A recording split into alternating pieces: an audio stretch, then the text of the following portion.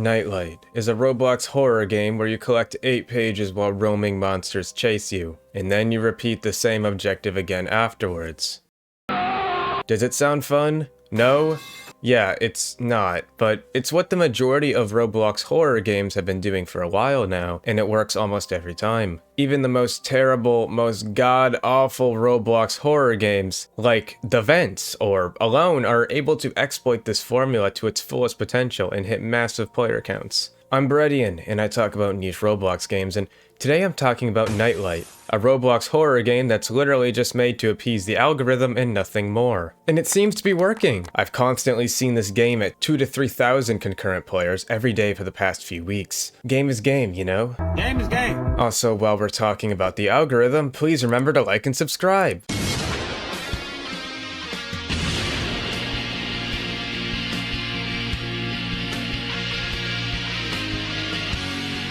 You thought I was filming you?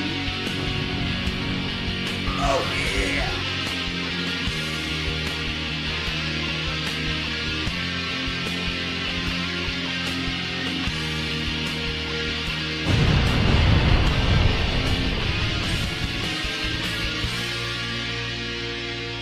Nightlight starts out with you entering a mansion to stay the night, where you meet this old Roblox character named Beta. Why does he look like the old default noob? Well, because old Roblox is trending right now. If you slap old Roblox, or rather, something vaguely familiar to it onto any product, it might just do well. I mean, seriously, how do you think Weird Strict Dad or Weird Sus Grandma got so popular? What? Did you think that they were genuinely good, fun, enjoyable games made with genuine creative passion? Anyhow, Beta says he's going to walk away and go clean. Now your objective is to go around the house looking for 8 notes that could spell out the word selfish. You know what's funny is that the full stop counts as a note in order to artificially inflate the difficulty. Why are we spelling out the word selfish? Is it a metaphor for how the game creator doesn't have our best interest in mind and only wants to make money off of us while we do unfun, mundane tasks?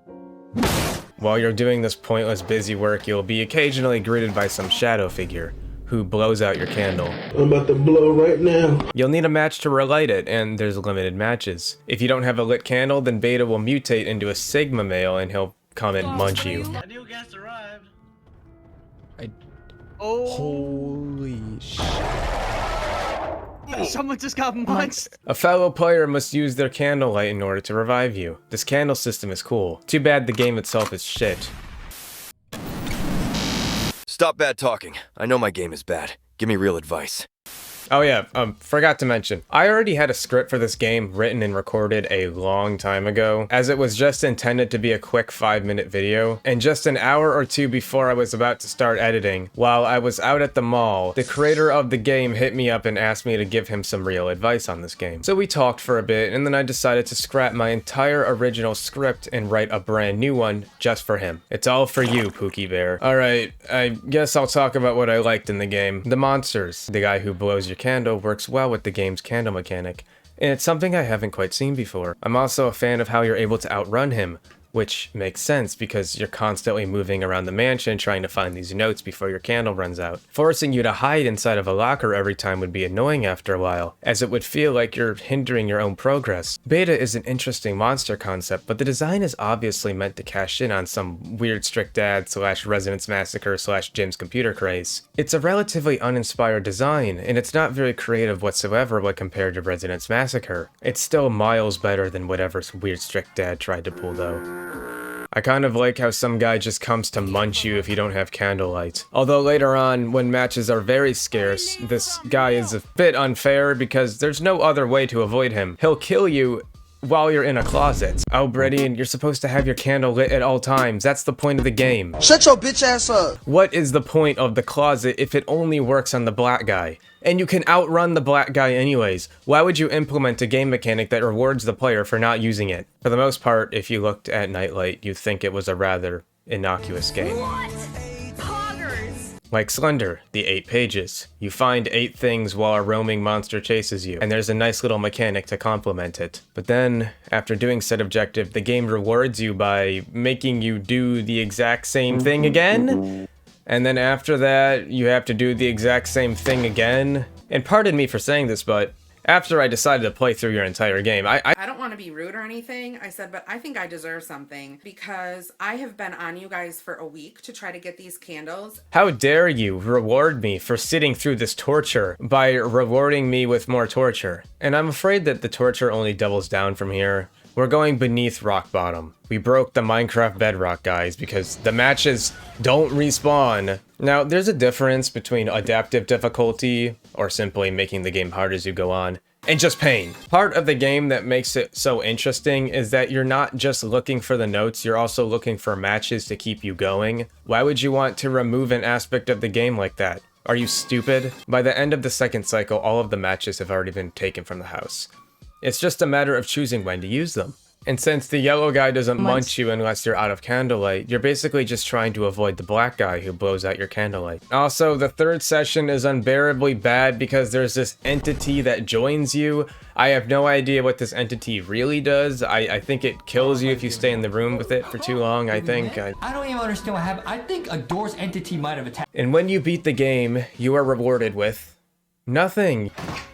You get +1 win and that's about it, which is why I don't have a win, because I died while escaping. That's right, I invested all that time and effort of searching for pages and matches, evading the monster, reviving my teammates, particularly the weakest link who didn't fucking understand how to play the game, just to die at the end before I escape. So yeah, that was pretty dissatisfying to say the least. I wish the game rewarded you with proper progression or some sort of feeling of satisfaction at the very least, like games usually do. Usually there's a change in setting or something. Maybe for the first level, a lot of rooms are locked. This makes the game easier because the map would be smaller, easier to navigate, and there's less spots to look for notes. For the second level, multiple new rooms become unlocked. These new rooms will have new matches in them for you to use, so you're not drained of matches. Also, the game will be harder because the map is bigger, and there's more spots that the notes can spawn. Maybe make it so that the lockers actually do something as well. Like I said, you can just outrun the shadow guy.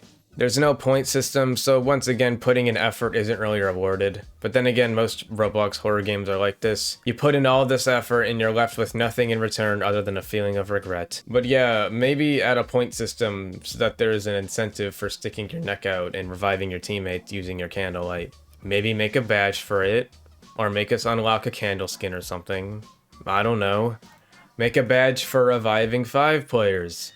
Or a badge for collecting a bunch of notes, or for making it to sequence 2 or sequence 3.